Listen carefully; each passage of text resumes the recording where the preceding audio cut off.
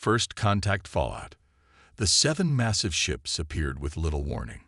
One moment Earth's orbital scanners showed nothing unusual. The next, 7 gleaming vessels hung in high orbit, each nearly 3 kilometers long.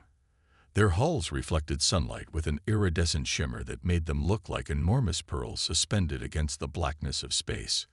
Commander Layla Chen stood at the observation deck of the International Space Station, her breath caught in her throat. After 20 years in Earth's unified space command, she had prepared for this moment, humanity's first contact with an alien civilization. But no simulation, no training scenario had captured the overwhelming presence of these vessels. "Commander," her comm unit chirped, "we're receiving a transmission from the lead ship.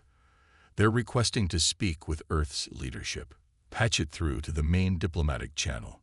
Chen replied, her voice steadier than she felt, "and get me a direct line to Secretary General Mbeki." Within hours, the United Nations Assembly Hall was filled to capacity.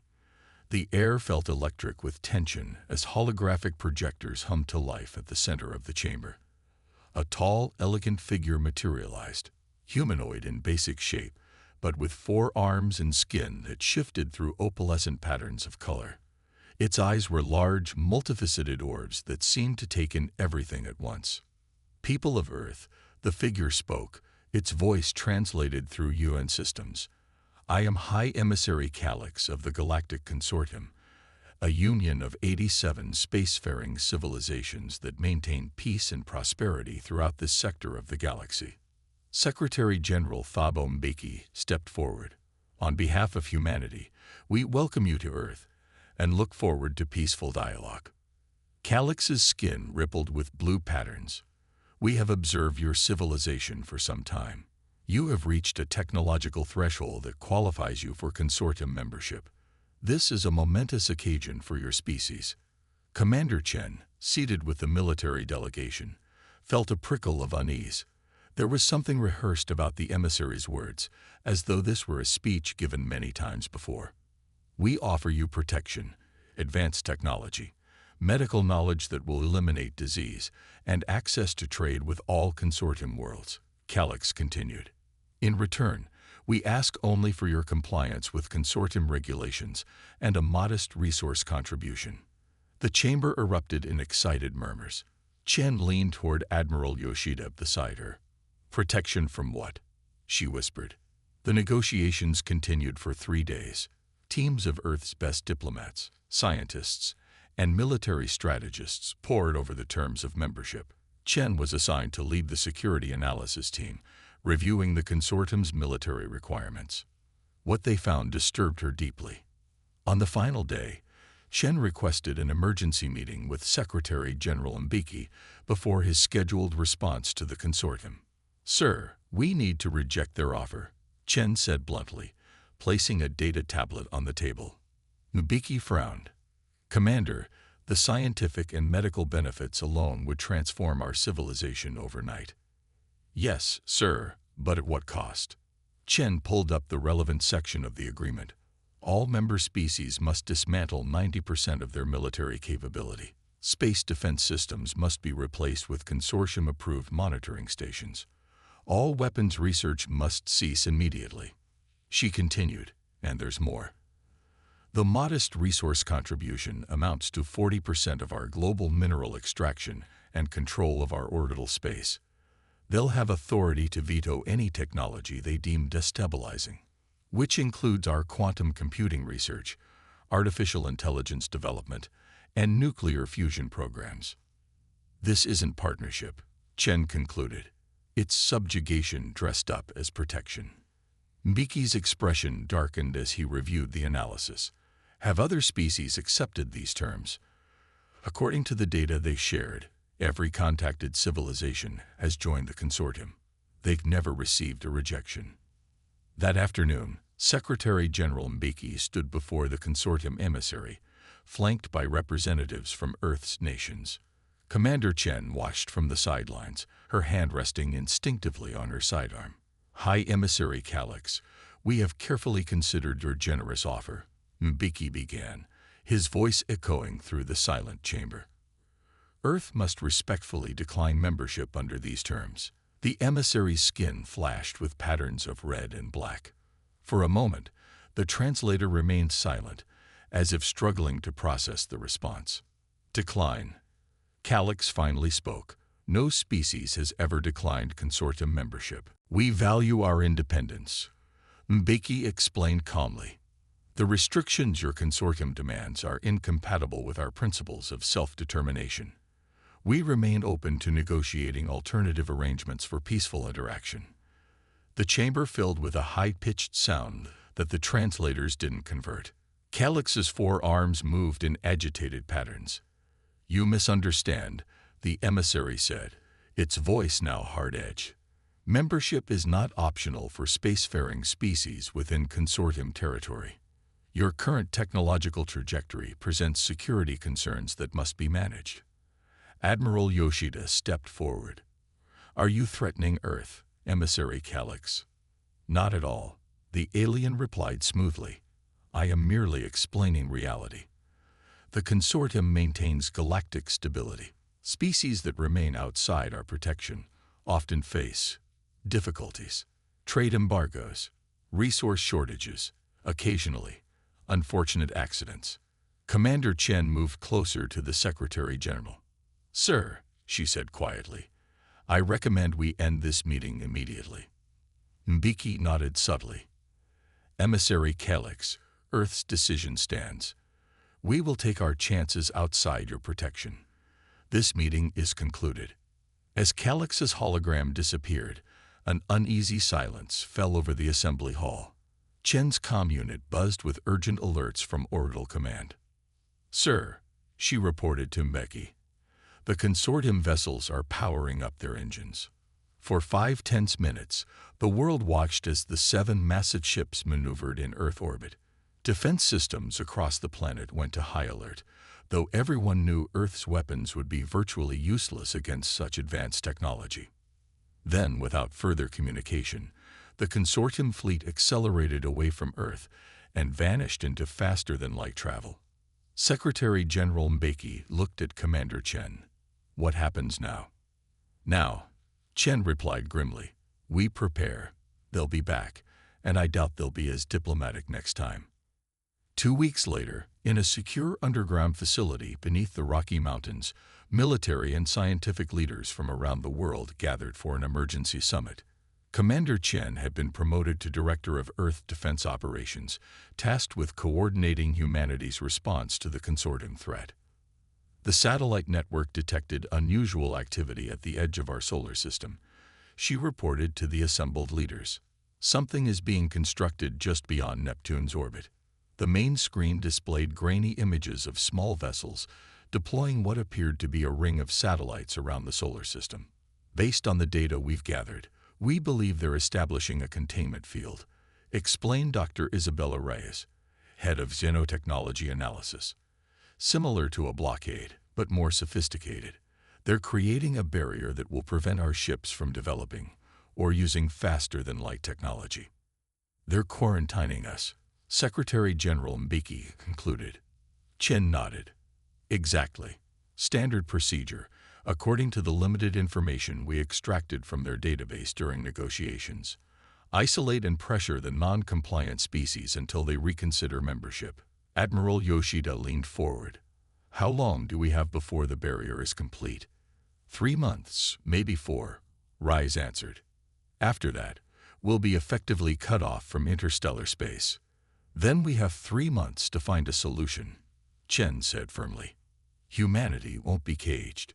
As the meeting continued into the night, no one noticed the small observational drone hovering outside the facility's ventilation system, transmitting everything back to its consortium handlers.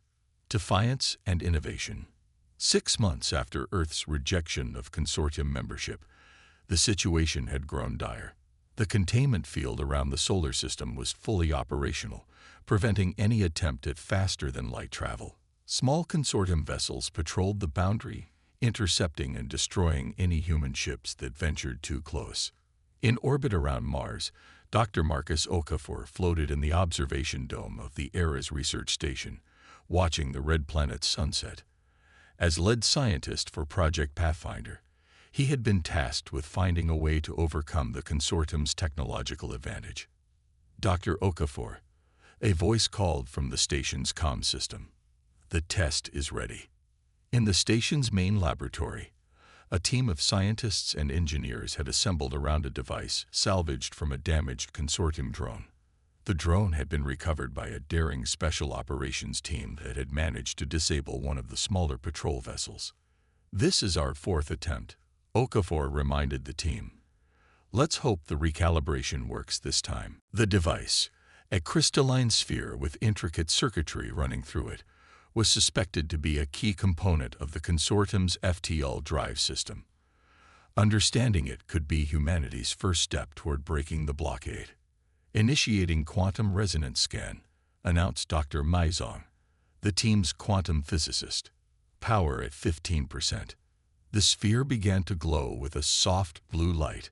Holographic displays around the laboratory showed readings that fluctuated wildly. 20%, 25%. At 30% power, the previous tests had failed, the quantum field collapsing into chaos. Okafor held his breath as the readings approached the critical threshold. 30%. Field is stable. Continuing to 35%. The sphere's glow intensified, and the air around it seemed to shimmer with potential energy. 40%. 45%. A cheer went up around the laboratory as the readings continued to climb. For the first time, they were seeing how the consortium's technology manipulated spacetime at a quantum level. "This is remarkable," Okafor whispered, studying the data. "They're not forcing their way through spacetime like our theoretical models. They're asking permission, in a sense, creating a resonance pattern that allows spacetime to part willingly." "Like finding the natural frequency of a crystal glass," Zhang added excitedly. "Hit the right note and..." The sphere suddenly pulsed with blinding light. Alarms blared throughout the station as power surged through the systems. "Shut it down," Okafor shouted. "Power overload." The emergency protocols engaged, cutting power to the laboratory. The sphere's glow faded, but not before a burst of energy had transmitted outward from the station. In the sudden darkness, Okafor's heart sank. "Tell me that burst wasn't detectable beyond our shielding." The grim silence that followed was answer enough. Within hours, 3 consortium vessels approached Mars.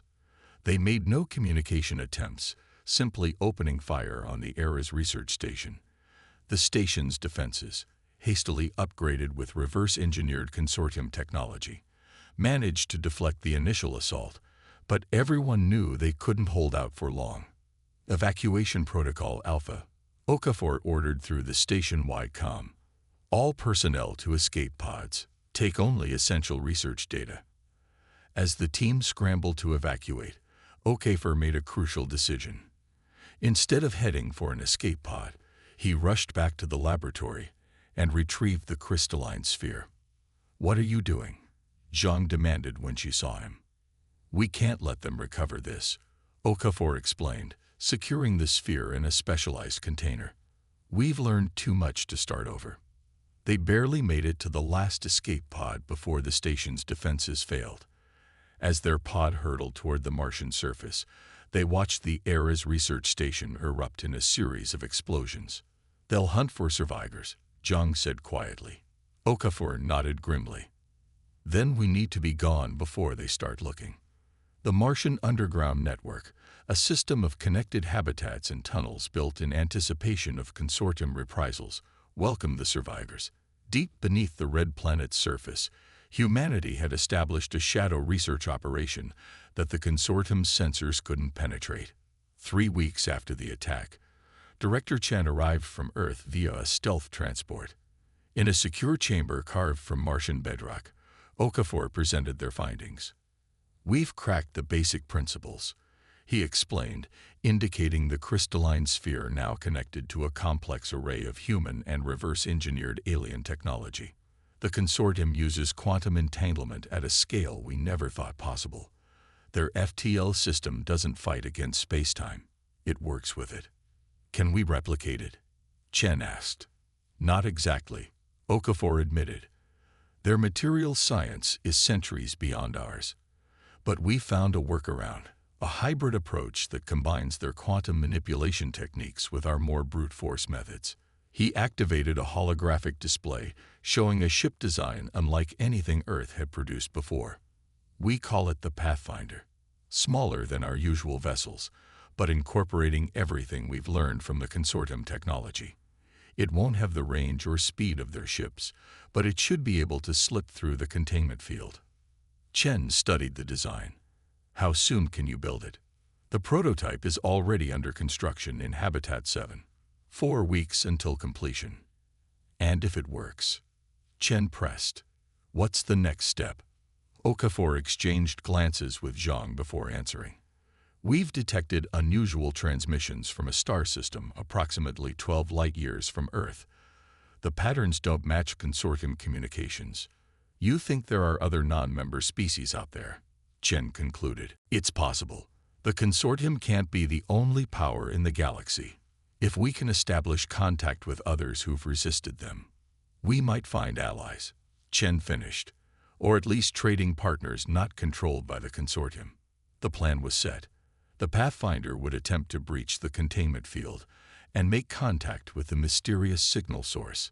It was a desperate gamble, but humanity had few options left. 1 month later, the Pathfinder was ready. Hidden within a routine supply shuttle, the experimental ship and its volunteer crew of 6 were transported to Deimos, Mars's outer moon. From there, they would launch toward the edge of the solar system, hoping to slip past the consortium patrols. Commander Maya Russo, a veteran pilot with experience flying experimental aircraft, was selected to lead the mission. As she performed the final systems check, Director Chen made contact from the Martian Command Center. Pathfinder, this is Control. You are cleared for launch. The fate of humanity may rest on your success. Russo acknowledged the weight of their mission. Understood, Control. We won't let Earth down. The Pathfinder detached from its docking bay and accelerated away from Deimos, its revolutionary engines barely registering on conventional sensors. For 3 days, it traveled toward the edge of the solar system, maintaining radio silence except for encrypted burst transmissions to Control. On the 4th day, they'd reached the containment field. Consortium patrol vessels moved in predictable patterns along its perimeter, but there was a narrow window where the coverage thinned. This is it, Russo told her crew. Activating Pathfinder drive in 3, 2, 1. The crystalline sphere at the heart of the ship's engine room pulsed with energy. The hybrid drive engaged, creating a quantum resonance field around the vessel. For a moment, nothing happened. Then, space itself seemed to ripple around them. The stars blurred, stretched, and suddenly, they were through. Beyond the containment field, beyond the reach of the consortium's patrol ships. Russo's hands trembled slightly as she sent the confirmation code back to Mars. They had done it. Humanity had broken free. But their journey was just beginning. Setting course for the mysterious signal source, the Pathfinder accelerated to FTL speeds. They were heading into the unknown, carrying humanity's hopes with them. Back on Mars, the reception of Pathfinder's confirmation signal triggered celebrations throughout the underground network. For the first time since the consortium's arrival, humanity had reclaimed some measure of freedom. In his laboratory, Dr. Okafor studied the telemetry data from the Pathfinder with growing excitement. The drive performed better than expected, he told Director Chen. And there's more. The quantum resonance field is adapting, growing stronger. They might be able to reach their destination in half the time we calculated. Chen nodded thoughtfully. Begin construction on 3 more Pathfinder vessels. It's time to expand our operation. As humanity's resistance gathered momentum, the consortium remained unaware that their quarantine had been breached. Their confidence in their technological superiority had made them complacent, a fatal mistake when dealing with a species as resourceful and determined as humans. The game was about to change. The new galactic order. 2 years after the Pathfinder's maiden voyage, Earth's situation had transformed dramatically. What began as a desperate act of defiance had evolved into a coordinated interstellar movement that the consortium was struggling to contain. Commander Maya Russo stood on the observation deck of Nexus Station, a hidden outpost orbiting the gas giant Kepler-22's, 18 light-years from Earth. Through the reinforced viewport, she could see the growing fleet of Earth vessels, 27 ships of various sizes, all equipped with the improved Pathfinder drive. But they weren't alone. Docked alongside humanity's ships were vessels of distinctly alien design, the Varn, insectoid beings whose civilization had been quietly resisting consortium control for centuries. The Neos, a synthetic species created as servants but who had won their independence, and 3 other non-member species who had joined what was now called the Free Systems Alliance. Admiral Chen, formerly director, entered the observation deck, her uniform now bearing the insignia of the Unified Earth Defense Force. "The consortium fleet is mobilizing," Chen reported without preamble. "Our intelligence network detected 73 warships departing from their regional headquarters at Rigel." Russo frowned. "They've discovered Nexus Station." "No, but they finally realized the containment field was breached. They're reinforcing the blockade around Earth and expanding their search parameters." Dr. Okafor joined them, accompanied by Zalvex, the towering ambassador of the Varn. In the 2 years since first contact, Okafor had worked closely with Varn scientists to advance the Alliance's technology. "We've completed the modifications to the quantum communication network," Okafor announced. "We can now coordinate fleet movements across all Alliance territories without the consortium intercepting our transmissions." Zalvex's antennae twitched with what humans had learned was an expression of approval. "And the temporal distortion projectors are operational on all capital ships. The consortium's targeting systems will be significantly impaired." "It's time then," Chen said, her voice solemn. "We've known this day would come. The question is, are we ready?" The Alliance leaders gathered in Nexus Station's Strategic Command Center.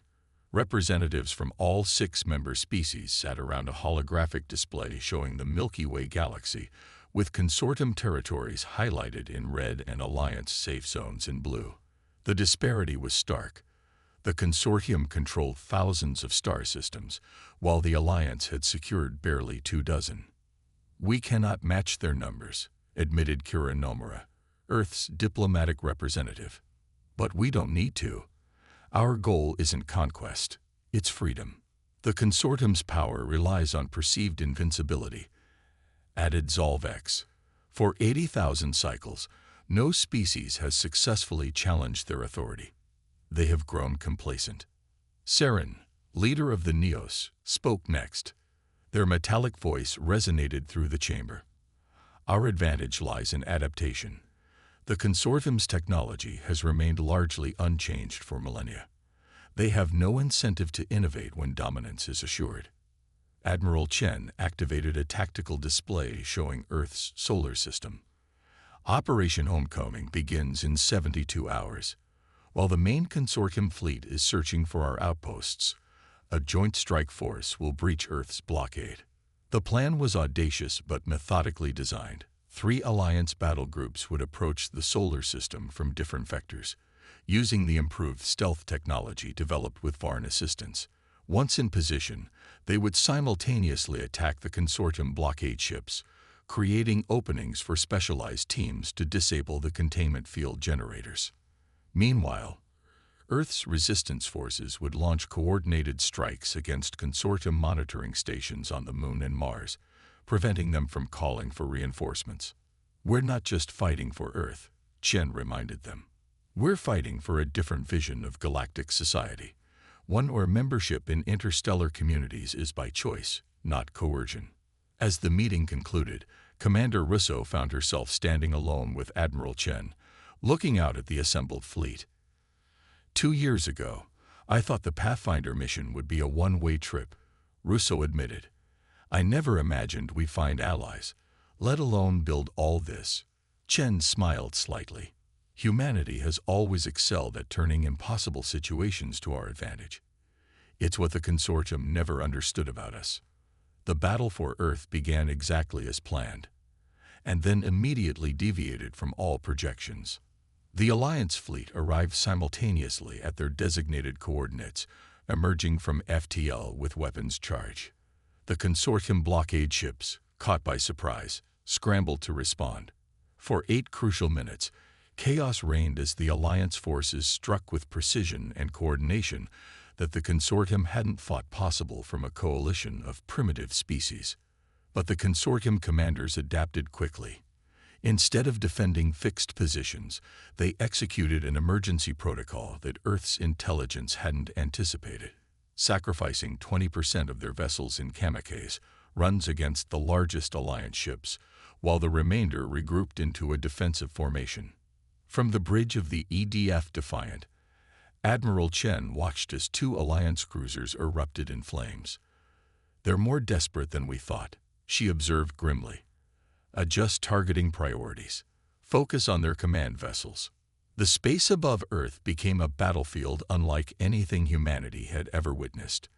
Energy weapons traced brilliant lines across the void. Quantum torpedoes warped the fabric of space-time itself, creating localized gravity wells that crushed consortium vessels.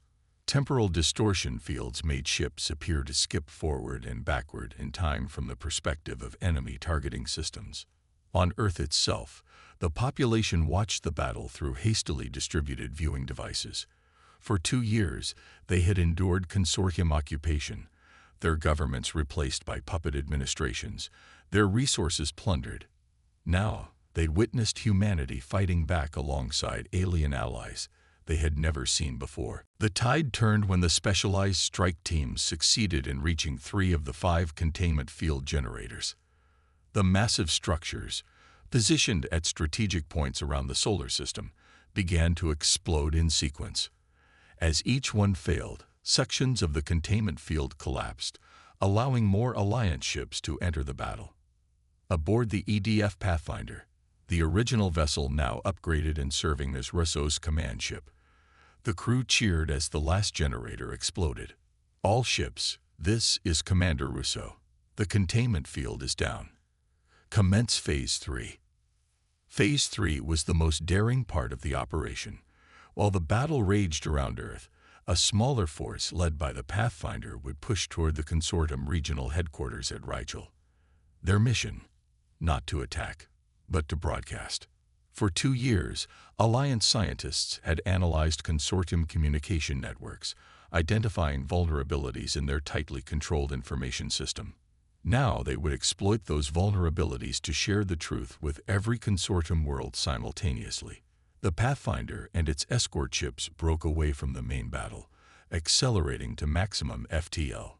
Behind them, the Alliance forces held their positions, keeping the remaining consortium ships engaged. "We'll only have one chance at this," Dr. Okafor reminded Russo as they approached Rigel 6 hours later. "Once we activate the broadcast, every consortium ship in the sector will converge on our position. Then we better make it count," Russo replied. "Begin transmission." The message that spread across consortium space was not one of threats or ultimatums.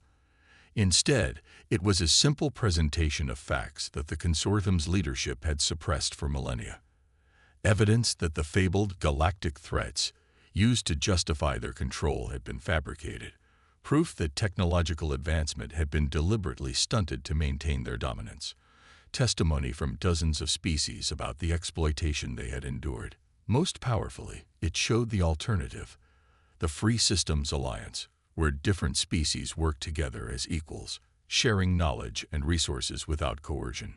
The reaction was immediate and overwhelming. On hundreds of consortium worlds, populations that had never questioned their place in the galactic order suddenly had reason to doubt. Communications channels overloaded as citizens demanded answers from their representatives. Military vessels received conflicting orders as the consortium leadership struggled to contain the information breach. And in the chaos, something unexpected happened. Some consortium ships stopped fighting. The first defection occurred 7 hours into the battle for Earth, A consortium cruiser commanded by Captain Trell of the Jaxari species powered down its weapons and transmitted surrender codes to the Alliance fleet. Within hours, 11 more vessels followed suit. On the bridge of the EDF Defiant, Admiral Chen received the news with cautious optimism. "Keep our distances until we confirm their intentions," she ordered. This could be a trap. But it wasn't. As more consortium vessels stood down, the truth emerged. Many of the loyal member species had their own grievances with the consortium's rule. They had simply never believed resistance was possible until humanity showed them otherwise. 3 days after the battle began, the remaining consortium forces retreated from Earth's solar system. The blockade was broken, the occupation ended. For the first time in 2 years, supply ships could freely land on Earth, bringing much-needed resources and news from the stars. In the aftermath, representatives from 83 worlds, including former consortium members, gathered at Nexus Station to formalize the Free Systems Alliance. The charter they created established principles fundamentally different from the consortium's: voluntary membership, technological sharing, mutual defense, and respect for cultural autonomy. Admiral Chen, chosen to represent Earth at the signing ceremony, found herself standing beside Zal Vex of the Varn and Captain Trell, who now spoke for a faction of defected consortium species. "This is only the beginning," Trell cautioned. "The consortium still controls vast territories. They will regroup and attempt to reassert their authority." "Let them try," Zalvex responded, mandibles clicking with determination. "They no longer have the advantage of secrecy or perceived invincibility." Chen looked out at the assembled representatives, a dazzling array of forms, colors, and evolutionary paths. "Humanity spent most of its history divided by our differences," she observed. "We nearly destroyed ourselves more than once because of it. Now we found unity, not despite our differences, but because of them." She gestured toward the Alliance Charter displayed before them. "This is what the consortium never understood. True strength comes from diversity, from the clash of ideas that drives innovation. Their uniformity was their weakness."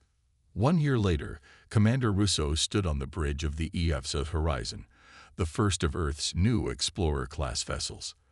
Unlike the military ships that had dominated the past 3 years, the Horizon was designed primarily for scientific research and diplomatic missions. "Course laid in, Commander," reported Lieutenant Kazuki. "The Kaksai Ophiuchi system awaits." Rousseau nodded. "Let's see what's out there."